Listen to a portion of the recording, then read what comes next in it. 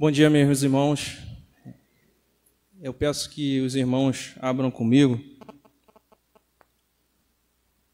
no Evangelho de Mateus,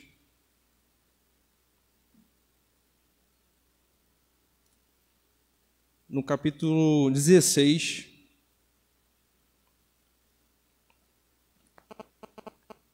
a partir do versículo 13.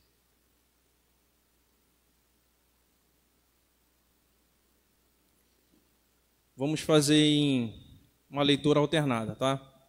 Eu inicio os irmãos no versículo seguinte. Indo Jesus para os lados da Cesareia de Filipe, perguntou aos seus discípulos: quem diz o povo ser o Filho do Homem? Vocês.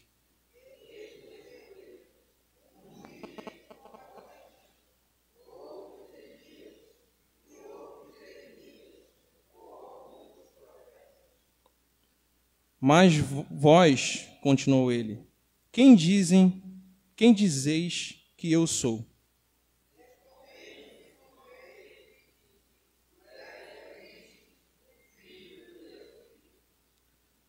Só até aí. Senhor meu Deus, graças te damos nessa manhã, porque mais uma vez estamos abrindo a tua palavra para compreender mais de ti. Que teu Espírito Santo possa falar aos nossos corações e possa transmitir, ó Deus, essa mensagem que o Senhor vem tocando no meu coração há muito tempo. E que, ó Deus, nessa manhã, realmente, o Espírito Santo toque no coração de cada um naquilo que necessita, assim como o Senhor tem tocado no meu coração. É isso que eu te peço, te agradeço. Amém. Podem sentar, irmãos. Quando eu fui aí convidado pelo pastor Lázaro para estar trazendo essa mensagem, já havia meditando nesse texto, em cima de um livro que eu estava lendo do R.C. Sproul, Quem é Jesus? E com os acontecimentos dessa semana, eu comecei a refletir e pensar que realmente esse é um tema relevante para o nosso momento. É um tema relevante para a gente compreender e entender quem realmente é o nosso mestre. Sem combinar nada com o pastor Joesley, ele acabou dando exemplo aqui da irmãzinha, que o filho perguntou, quem é Jesus? E ela respondeu, com um grande amor no coração, é o meu Salvador. E realmente nesse texto aqui, a gente pode observar isso, que muitas coisas são faladas a respeito do nosso mestre. H.G. Wells, que é um historiador e ateu, ele diz que Jesus Cristo é uma figura que sobressai na história. Apesar de ele não acreditar em Cristo, ele diz que realmente foi uma pessoa relevante para a história. O próprio Fidel Castro, ele diz que Jesus foi o primeiro comunista. Lenny Kravitz, que é um grande cantor aí secular, ele diz que Jesus foi a maior estrela do rock. No budismo, a gente vê Jesus como um iluminado, alguém que chega ali próximo a Buda, né? Hinduístas dizem que Jesus teve um código moral perfeito e ele é um exemplo a ser seguido. Os muçulmanos, inclusive, eles falam de Jesus. Eles falam que Jesus é Isa e é um filho de Maria, que nasceu da Virgem Maria, é considerado um profeta de respeito, mas ele não é Deus. Ele não é Deus, de acordo com os muçulmanos. E o próprio Ário, lá no século no ano 256 depois de Cristo, que ele viveu até 336 depois de Cristo, diz que Jesus foi realmente alguém importante, mas ele foi criado, ele não é Deus. Então, diante de tantas vozes que a gente ouve, quem é Cristo para nós? E é nesse texto que a gente vai meditar agora que Jesus ele faz essa mesma pergunta para os discípulos. Faz essa mesma pergunta para os discípulos. E entendendo um pouco desse contexto, voltando aqui no capítulo 16, lá no iniciozinho, Jesus tem um embate muito grande ali com os fariseus, antes dessa situação. Ele foi para uma região próxima ali à Galileia, e ele tem esse embate com os fariseus, e isso ali deixa ele muito entristecido, e também ele alerta os discípulos sobre a questão do fermento dos fariseus. Inicialmente, os discípulos acham que ele estava falando de pão. porque ele havia acabado de multiplicar os pães. Então ele fala de pão, o fermento. Aí os discípulos, assim, meio sem entendimento, eles acreditam que Jesus ainda está falando da multiplicação. Mas ele não, eu estou falando dos fariseus. Isso que eles estão fazendo está levedando essa massa, está causando isso para vocês. Depois desse embate com os discípulos e os fariseus ali, naquele local da Galileia, Jesus vai para essa região, Cesareia de Filipe, que era aproximadamente aí uns 46 quilômetros ali dessa região da Galileia. É mais ou menos daqui de Belém até a região aí, aqui próxima de Santa Isabel, por exemplo. São Isabel, né? Do Pará. Mais ou menos nessa proximidade de quilometragem. E aí, diante dessa situação, Jesus ele vai para esse local, mais ali em silêncio, dessa força ali em cima dos fariseus, porque nessa região era uma região muito gentia. O que havia nessa região de Cesareia de Filipe? Havia adoração a muitos deuses, muitas vozes de outras religiões falando naquele local. E aí Jesus indo para esse local, a Cesareia de Filipe, ela é uma região que fica localizada com muitos templos, inclusive ao deus Baal, que é muito citado aí no Antigo Testamento. Inclusive, esse deus, eles faziam um culto a isso. Eles tinham templos, mais ou menos 14 templos relacionados ao deus Baal, nessa região de Cesareia de Filipe. Além disso, ainda tinha os sírios, que também tinham deuses nesse local. Inclusive, um desses deuses relacionado, Jesus é muito perfeito porque ele faz tudo linkado. Nessa região, era uma região que tinha um deus que era relacionado ao pão, que era o deus dos sírios. A Cesareia de Filipe tinha ali uma caverna relacionada a esse deus, que era o deus relacionado à ideia do pão.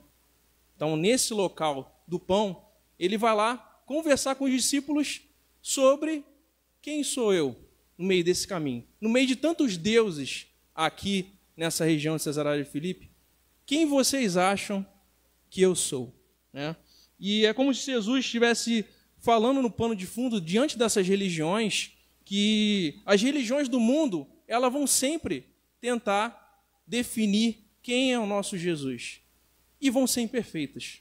Nunca vão definir Jesus como realmente ele é. Diante dessa situação que aconteceu agora nas Olimpíadas, vemos aí em vários locais também, definindo Jesus, já ouvimos até essas nomenclaturas, esses jargões, essas definições de Jesus, inclusive como um trans, diante dessas situações. E isso nos entristece. Por quê? Porque nós conhecemos quem realmente é o nosso mestre, quem realmente é Jesus para nós. E aí, entrando no nosso texto, ele começa, né, no versículo 13, aí, indo Jesus para a região de Cesareia de Filipe, e aí ele pergunta: quem diz o povo ser o filho do homem? Essa nomenclatura filho do homem é a nomenclatura que Jesus mais usa para se definir. Muitos historiadores, inclusive o R.C. Sproul, ele diz que alguns acreditam que ele se definia filho do homem como uma situação de humildade. Ele não queria, né? Até eu concordo com isso, com base no texto de Filipenses 2, que ele diz, né? Não tomou por usurpação ser igual a Deus, mas a si mesmo tomou forma de servo. Isso, de certa forma, era o que Jesus queria mostrar o seu lado da humanidade. Então, e outros historiadores acreditam que esse link de filho do homem é com a questão de Daniel também. Né? Lá em Daniel, a gente vê vários textos aí. Daniel 7, por exemplo, diz que o Filho do Homem aparecerá vindo do céu. Né? Como uma visão aí, muitos historiadores, e eu concordo com grande parte deles, que é uma visão futura de quando Jesus virá. E isso tem um link muito interessante, né, com o que Jesus fala, que ele era o que era, o que é e o que há de vir. O que era, né, o Filho do Homem no Antigo Testamento, relatado por Daniel. O que é, quando ele se fala, eu sou, várias vezes nos evangelhos, principalmente no Evangelho de João. E o que há de vir, que é o que vemos em Apocalipse, o grande rei que há de vir. E Jesus descreve-se a si como o Filho do Homem, buscando chamar a atenção para isso. Ele era o Filho do Homem que Daniel descrevia. Ele era o Filho do Homem que estava próximo de nós, como prometido, Emanuel, Deus conosco. Esse era o Filho do Homem. E aí, quando chegamos no versículo 14, os discípulos responderam: quem as pessoas dizem que é o Filho do Homem? E aí os discípulos responderam: uns dizem João Batista, outros dizem Elias, outros dizem Jeremias. Mas, se vocês observarem, tem um livro muito interessante, em alemão, né, que é um livro escrito por Martin Kuller. O nome em alemão é meio complicado. Vou traduzir aqui na tradução livre para português, que seria O Caminho do Filho do Homem. Ele diz o seguinte: nessas definições que deram sobre Jesus, eles foram unânimes em dizer o quê? Que ele não é o Messias. Todos esses aqui relatados, João Batista, Elias, Jeremias, eles não definem Jesus como Messias. Então, qual era a descrição que eles mais ouviam? Ouviam Jesus como um dos profetas, e não o Messias. João Batista era o precursor, né, como sabemos, né, pelos evangelhos, e Herodes Antipas, que foi, inclusive, que decretou aí a decapitação de João, acreditava que ele era tão santo que ele poderia ressuscitar um dia. E aí muita gente acreditava nesse mito aí, de que João Batista iria ressuscitar e possivelmente por Jesus poder ter aparência também próxima a João Batista, por ser primo ali de João Batista, muitos acreditavam que ele era a reencarnação de João Batista. Então, por isso, aí a declaração de João Batista. Muitos dizem que o Senhor é de João Batista, Senhor. Outros dizem que é Elias. Por que Elias? No Evangelho, aqui aponta, no Mateus, diz que Elias iria preceder o dia do Senhor. Então, o próprio Mateus ele descreve a João Batista como ali o precursor do Senhor. Então, muitos diziam, na verdade, Jesus, ele é o precursor do Messias que ainda vai vir. E possivelmente os judeus ainda acreditam nisso, né? Porque eles ainda acreditam que o Messias, para eles, vai vir. Mal sabem eles que eles vão ter uma surpresa quando virem o Senhor Jesus descendo do céu em grande glória, né? Tem um termo nos cinemas que o pessoal diz que é plot twist. Quando a gente tem uma situação no filme, você está lá no filme e você acredita, esse aqui é o assassino. E no final do filme tem uma reviravolta. E você fala, poxa, era essa outra pessoa aqui? Nunca imaginava que ia ser ele. Possivelmente os judeus, eles vão ter essa grande surpresa quando um dia virem o nosso Senhor descendo do céu com grande glória. Elias seria o precursor do Messias. E Jeremias? Jeremias, eles acreditavam que iria ser alguém que iria, porque ele iria trazer a arca que supostamente estaria escondida. A arca que temos no Antigo Testamento, ela praticamente não sabemos onde ela está, né? Hoje em dia, os historiadores, os arqueólogos não encontraram a arca do Senhor. E acreditavam-se, tinha essa lenda, que Jeremias iria ser alguém que ia restaurar essa arca e iria trazer diante do povo, né? Tem, inclusive no Evangelho Apócrifo, lá de 2 Esdras, diz que para a sua ajuda enviarei meus servos Isaías e Jeremias. Então, esse plano de fundo que os judeus estavam falando sobre Jesus demonstram que ele não é o Messias.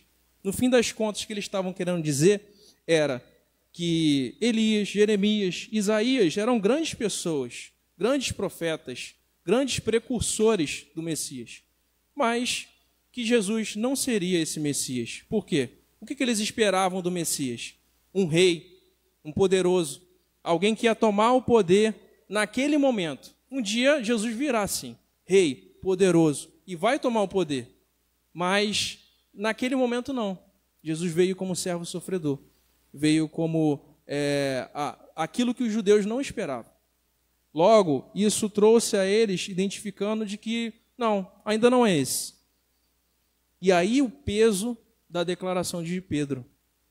Porque diante de todo esse plano de fundo, de toda essa situação, eles viram que realmente a opinião dessas pessoas elogiavam, traziam ali a grandeza para Jesus, mas não colocavam ele no trono, não colocavam ele no local devido, não colocavam ele como o Messias, o Filho de Deus. E aí, o que Pedro, diante dessa situação, ele declara? Tu és o Cristo, o Filho do Deus vivo, o Filho de Deus. Tu és o Messias. Tu és o Messias. E é interessante você notar que nos evangelhos sinóticos, inclusive que o reverendo Joel já falou um pouco aqui, Mateus, Marcos e Lucas, temos essa declaração nos 3 evangelhos. Em Mateus temos, tu és o Cristo, o Filho do Deus vivo. Em Marcos temos, Marcos 8,19, temos, tu és o Cristo. Marcos foi mais sucinto. E em Lucas temos uma declaração também forte, Lucas 9,20, tu és o Cristo de Deus. Pedro, então, saiu do óbvio, saiu dessa situação. Tu és mais que profeta. Tu és o Cristo. Essa nomenclatura Cristo era usada por muitos imperadores, né? Christus, que significa ungido. Tu és o ungido de Deus. E em hebraico, ela é traduzida como Messias, como Messiah. Essas duas palavras, Messiah e Cristo, são a mesma significação. Messiah mais utilizado no Antigo Testamento e Christus, em grego, mais utilizado no Novo Testamento. Esse título que Pedro traz é uma confissão de fé para nós. Confissão de que Cristo é o Messias que a gente estava esperando durante todo o Antigo Testamento. O próprio Cristo, ele fala disso. Uma passagem que eu gosto bastante, inclusive é motivo aí de louvores também. Tem um louvor muito, muito bom do Projeto Sola, Entre Nós, e ele fala sobre isso. Jesus, no caminho de Emaús, ele fala sobre ele no Antigo Testamento. Ele expõe isso aos discípulos. Eu sou o Messias que vocês esperavam. Lembra lá? E ele vem transcorrendo todo o Antigo Testamento, dos profetas, todas as passagens. Pena que esse texto não é escrito na Bíblia, né? Muitas vezes as pessoas têm curiosidade de saber o que Jesus falou sobre ele nesse caminho de Emaús. Mas eu tenho assim para mim que Jesus não deixou escrito para que a gente procure. Para que a gente procure no Antigo Testamento, onde fala sobre o Messias aqui. O texto todo a gente vai lendo com calma, a gente vai observando e vai vendo. Aqui fala sobre Jesus. Aqui fala sobre Jesus. Então, tem vários textos no Antigo Testamento que falam e predizem o Messias que iria vir. E é isso que Jesus faz conosco. Então, naquela época, naqueles dias, essa declaração, se fosse aberta para todos, poderia causar uma revolução naquele momento ali.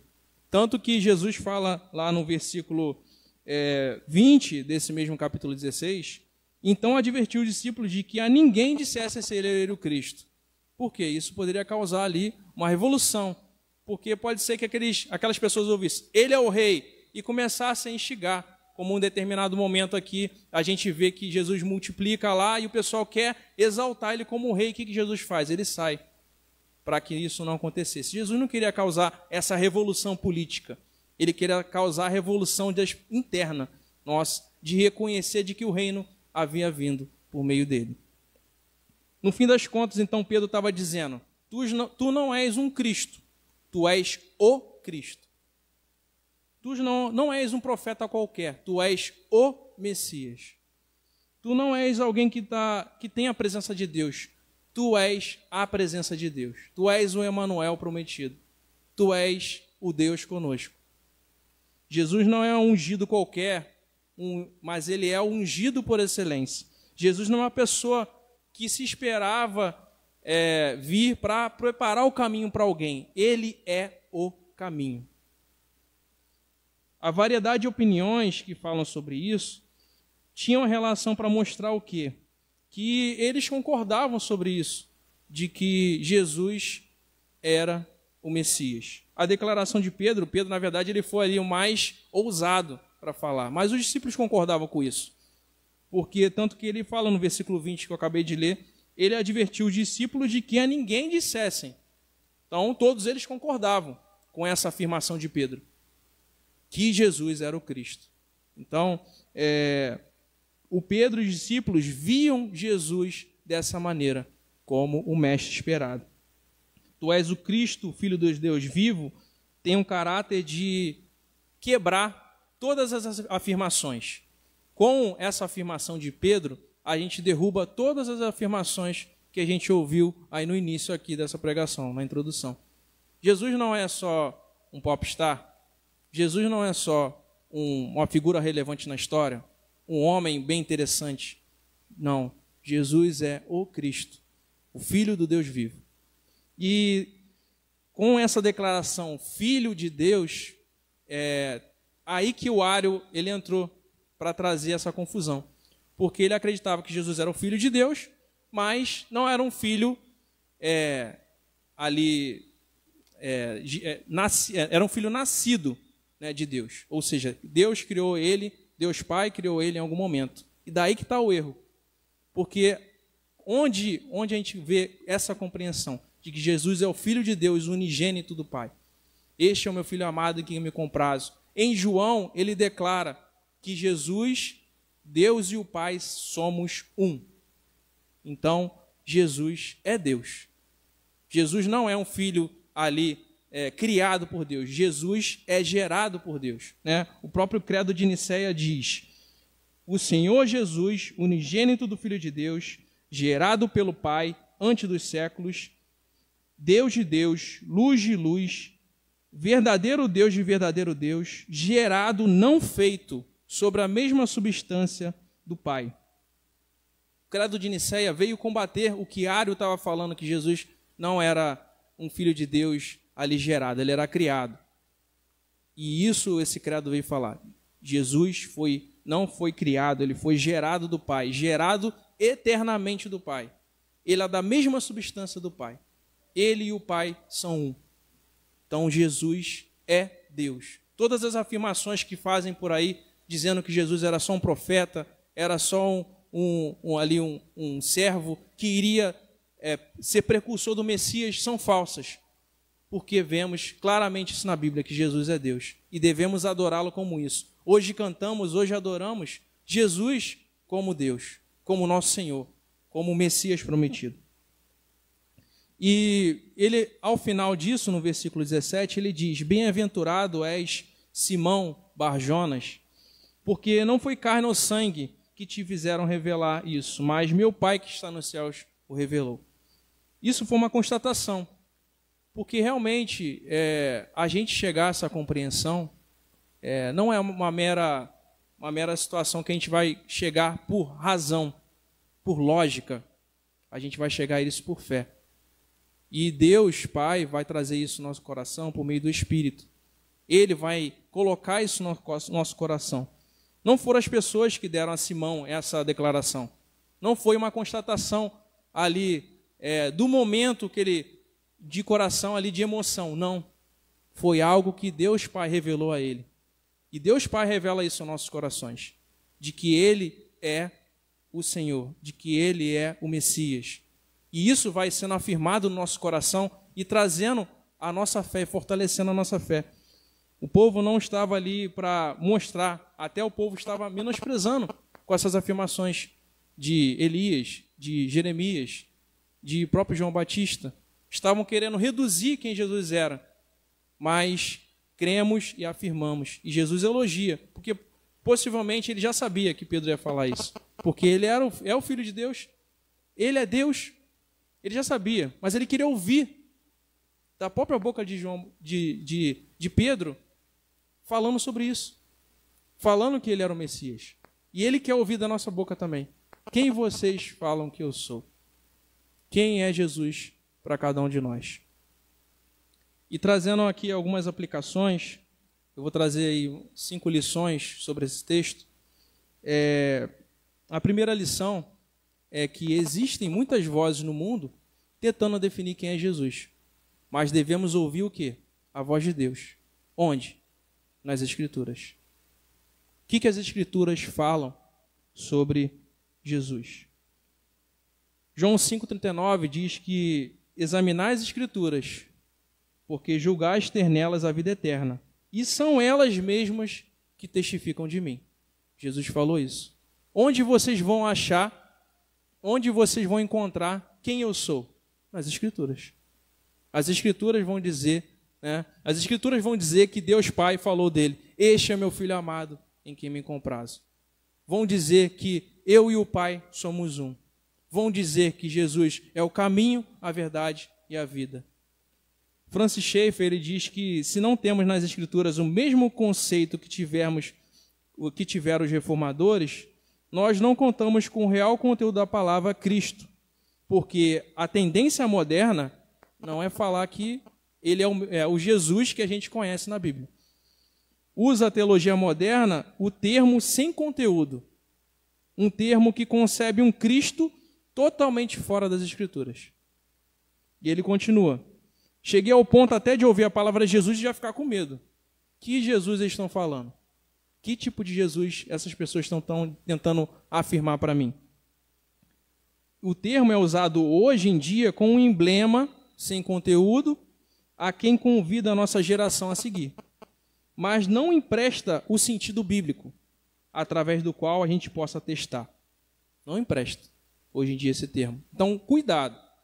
Qual o tipo de afirmação de que Jesus a gente ouve por aí? Muitas vezes dizem: Jesus é amor. Jesus é amor. Só amor, só amor. Amor o tempo todo. Amor que nem vê o pecado. E não é isso que a gente vê nas Escrituras. Jesus é amor, mas também ele é justiça.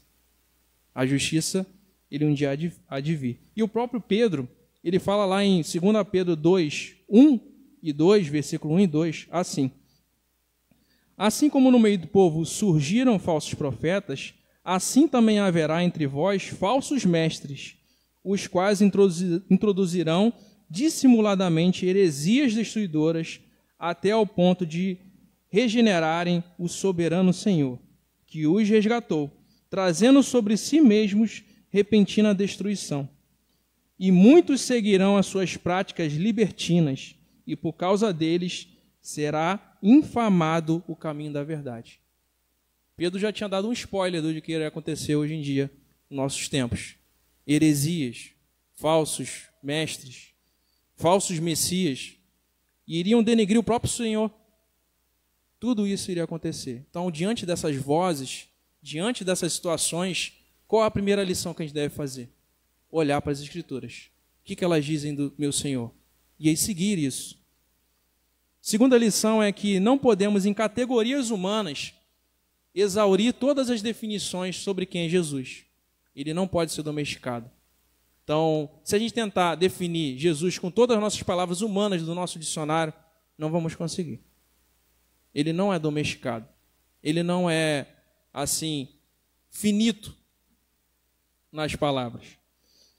Donald Ortland, no livro dele Surpreendido por Jesus, ele diz: não é possível domesticar Jesus e a sua infinita bondade que se acumulam ao longo dos anos. Jesus Cristo simplesmente não pode ser domado. Ele não é unidimensional. Ele não é previsível. Ele não caminha de acordo com as nossas expectativas de quem ele é. E eu gosto bastante da figura do C.S. Lewis com o Aslan, que ele faz essa alegoria de Jesus como um leão, o Aslan, que é um leão que ao mesmo tempo é poderoso, mas é gentil. Ele tem uma ira, mas é rico em compaixão.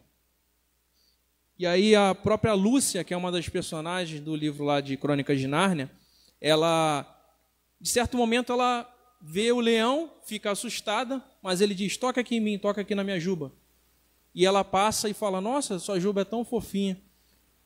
tão maravilhosa. Jesus é isso. Jesus, ele é, ao mesmo tempo, ele é amor, mas ele é justiça. Ele é gentil, mas quando ele precisa, ele é firme. Então, devemos crer que Jesus, quando ele declara, eu sou, né, trazendo a afirmação lá de Êxodo, quando Moisés, diante da sarça ardente, pergunta, quem eu vou dizer para o povo que o Senhor é? Qual Deus o Senhor é? Eu sou o que sou. E Jesus declara isso também, lá em João, várias vezes. Eu sou. Eu sou. Eu sou o que Moisés teve encontro comigo.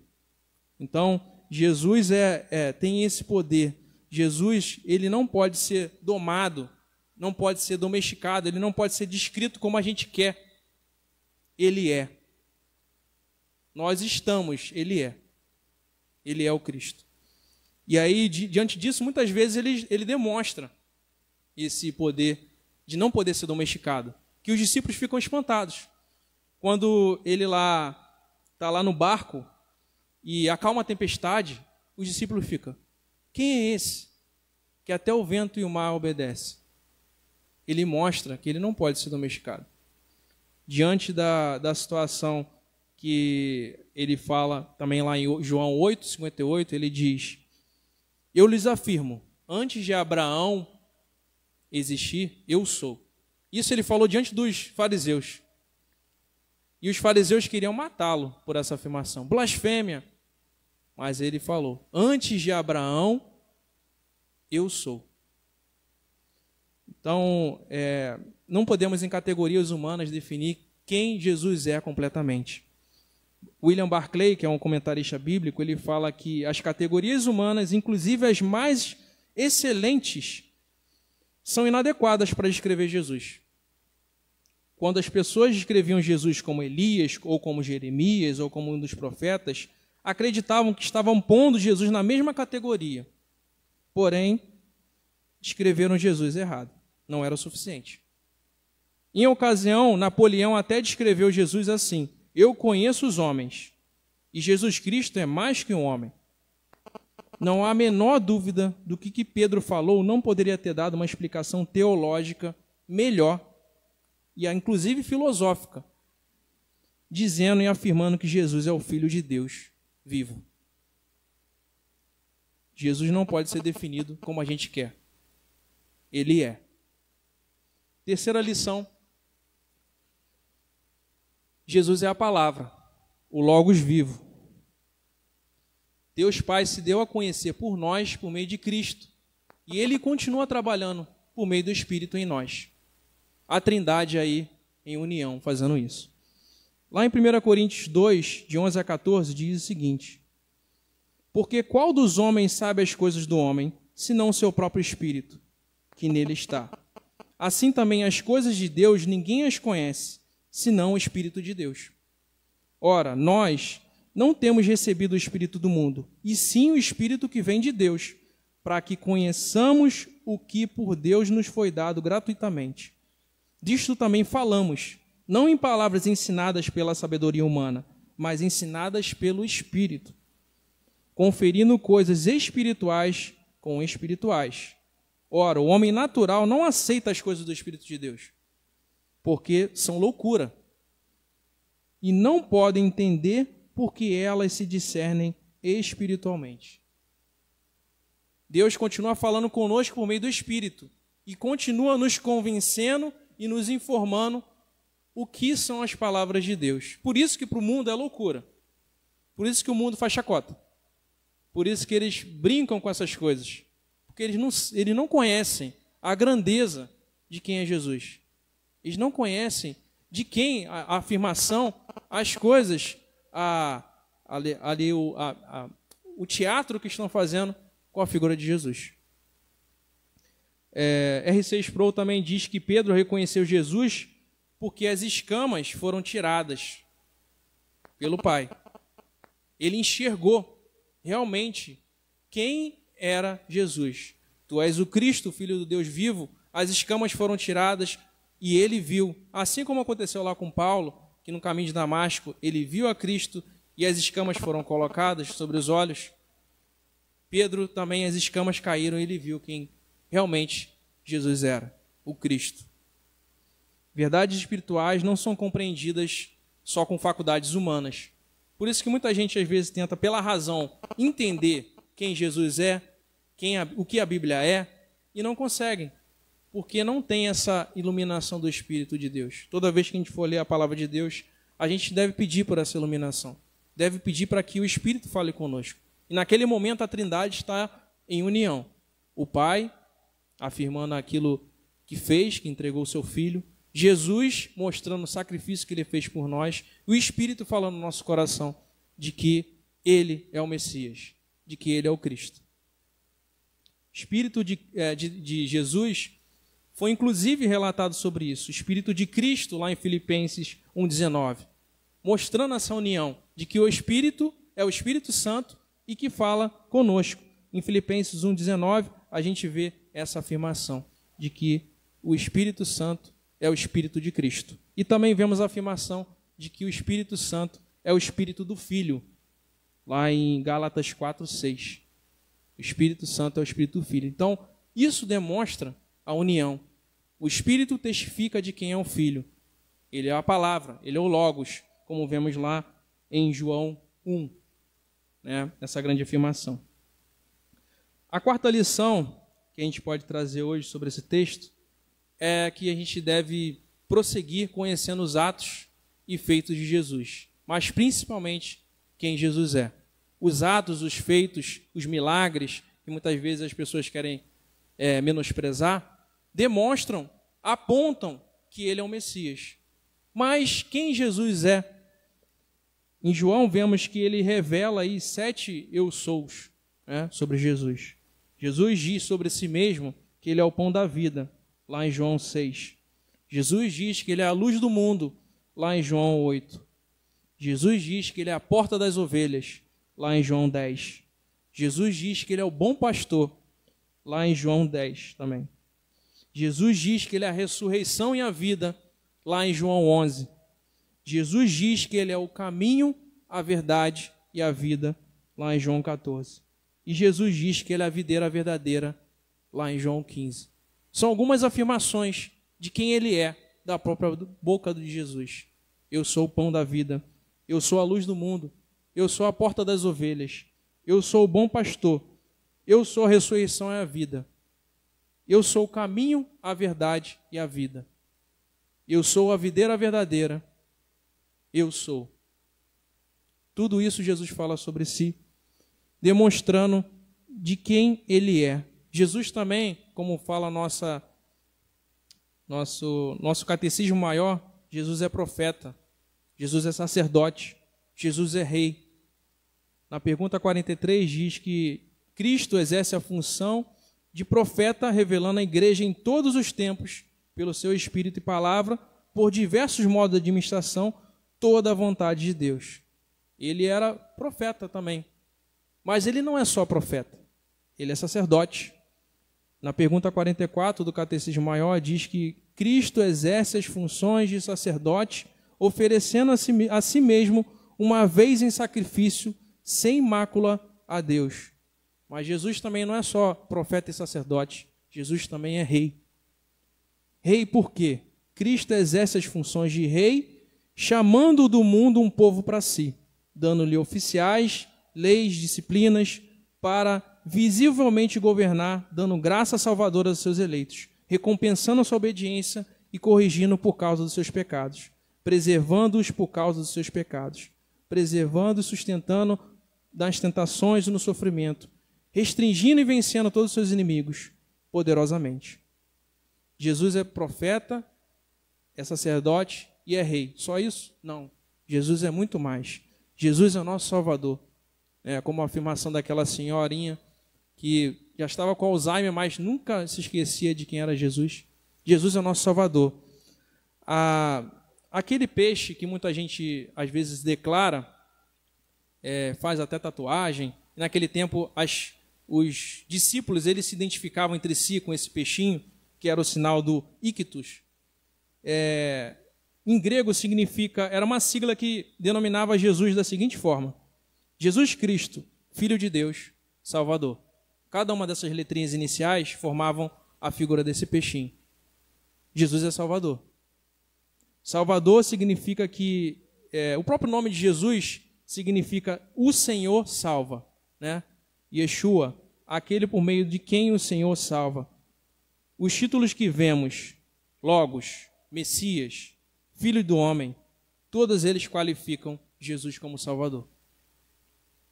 João 14,6 diz que eu sou o caminho, a verdade, a vida. Ninguém vem ao Pai senão por mim. E Jesus é Deus. Todo o Evangelho de João fala isso fortemente. O Evangelho de João foi escrito para isso, para afirmar que Jesus é Deus. No capítulo 1 de João, vemos que no princípio era o Verbo, e o Verbo estava com Deus, e o Verbo era Deus. Lembra que eu falei na lição anterior aí? Jesus é o Logos, é essa palavra, é esse verbo, traduzido para a nossa língua como verbo. Logos em grego. Jesus estava com Deus, Pai. Jesus é Deus, da mesma substância que Deus Pai, e juntamente com o Espírito. E ele estava no princípio com Deus. Todas as coisas foram feitas por intermédio dele, e sem ele, nada do que foi feito se fez. Jesus está dizendo que ele é Deus. E essa é a maior categoria que a gente pode descrever o nosso mestre. Jesus é Deus. E isso a gente pode testificar para o mundo, dizendo, Jesus não é nada disso que vocês estão falando aí. Jesus é Deus. Jesus é o Messias prometido e ele virá um dia com poder e grande glória para julgar esse mundo, né, como o nosso credo afirma. E quinta lição, Jesus Cristo exige um veredito pessoal hoje, na nossa quinta lição. Quem é Jesus para você?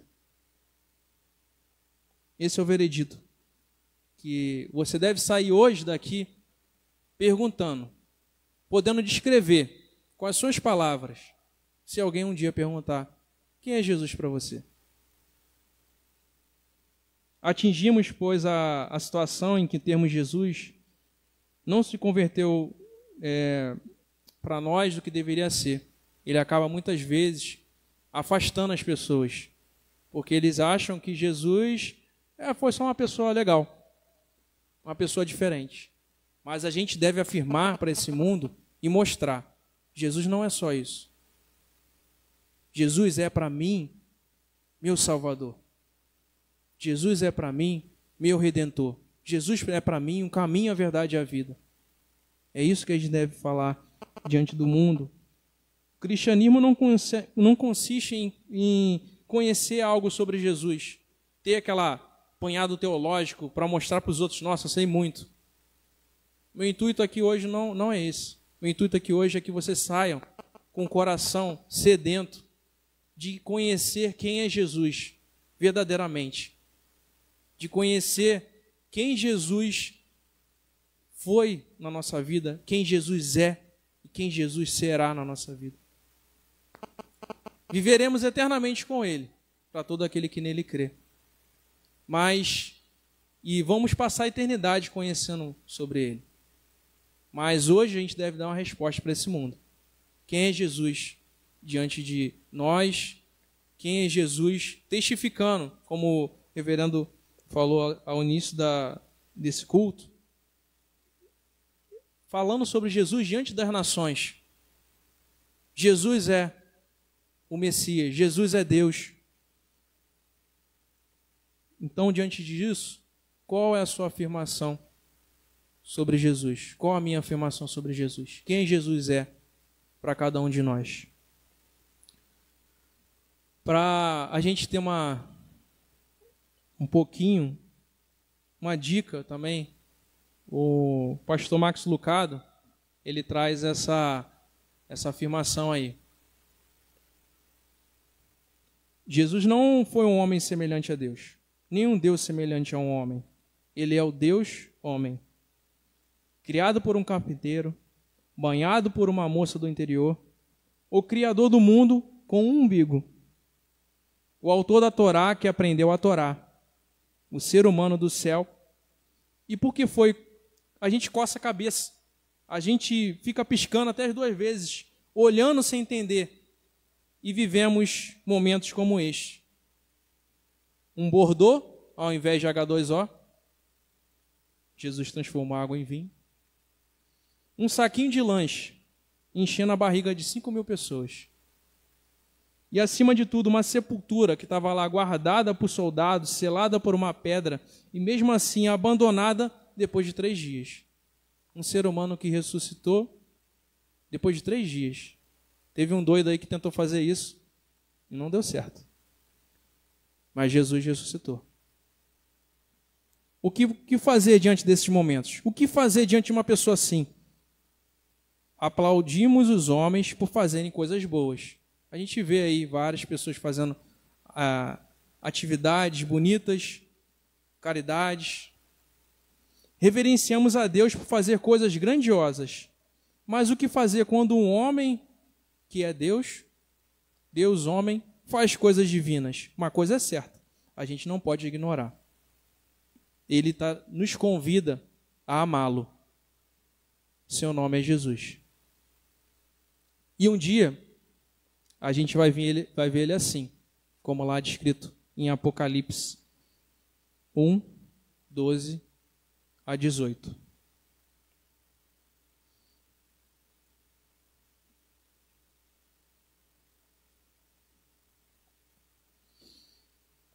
Como ele mostrou para João, voltei-me para ver quem falava comigo.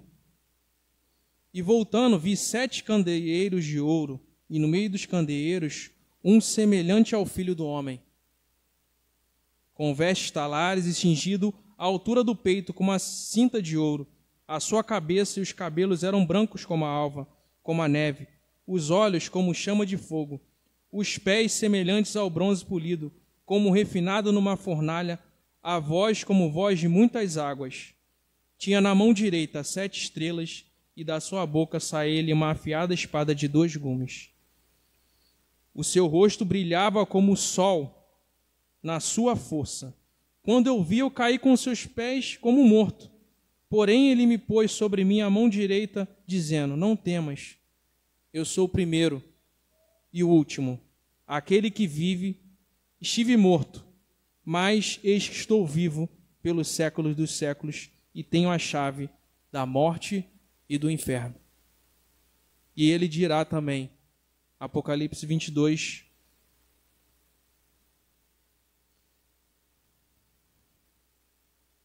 versículo 13. Eu sou o Alfa e o Ômega, o primeiro e o último, o princípio e o fim.